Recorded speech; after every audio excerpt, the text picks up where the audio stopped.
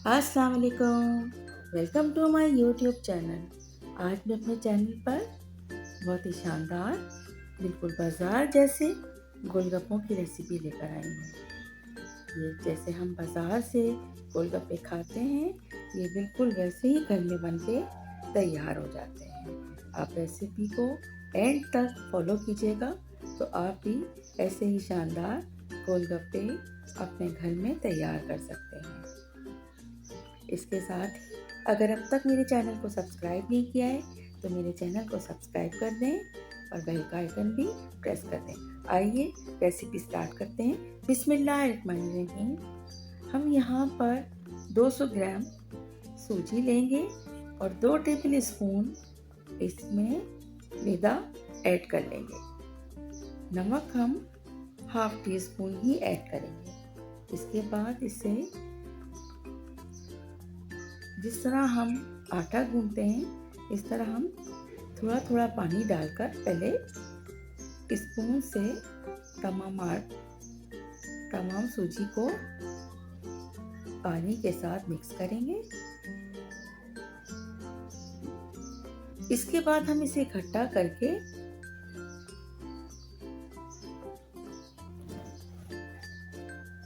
थोड़ा सा गूंदेंगे।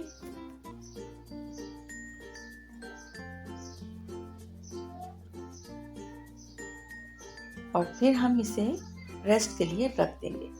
5 से 10 मिनट के बाद हम इसे दोबारा गूंदना स्टार्ट करेंगे तो थोड़ा ये आटा हमारा हार्ड सा हो जाएगा। इसके बाद इसे फिर हम ढक के रख देंगे। इस तरह से इसके 2 हिस्सों में हम डिवाइड करके और एक पतली सी रोटी बेलेंगे। और मैंने यहाँ पर गिलास की मदद से इसके गोलगप्पों को कट कर लिया है। और ये याद रखिएगा कि ये बिल्कुल बारीक हमें बेलना है।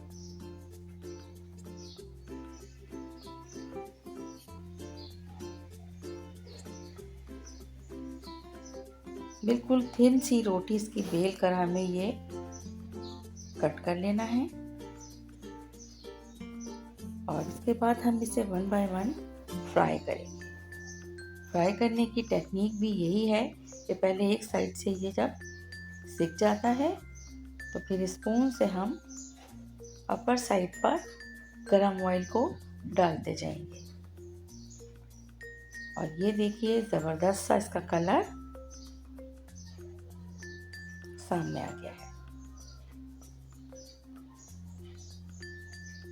थोड़ी देर तक इसको कुक करेंगे जब तक ये गोल्डन ना हो जाए।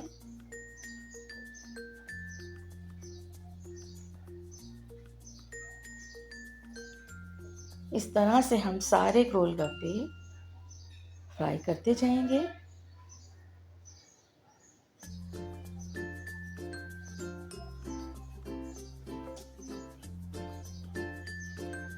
और यकीन करें ये मैंने रोज़े से 2 घंटे पहले बनाई थी और इफ्तार के टाइम पर भी ये ऐसे ही क्रिस्पी और क्रंची रहे, बिल्कुल भी सॉफ्ट नहीं हुए थे।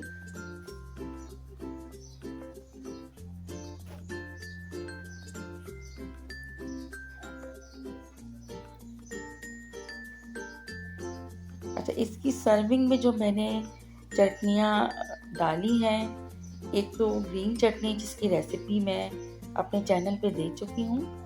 दूसरा मैंने ग्रीन चटनी का रायता बनाया है और सौंठ और इमली का पानी भी तैयार किया था।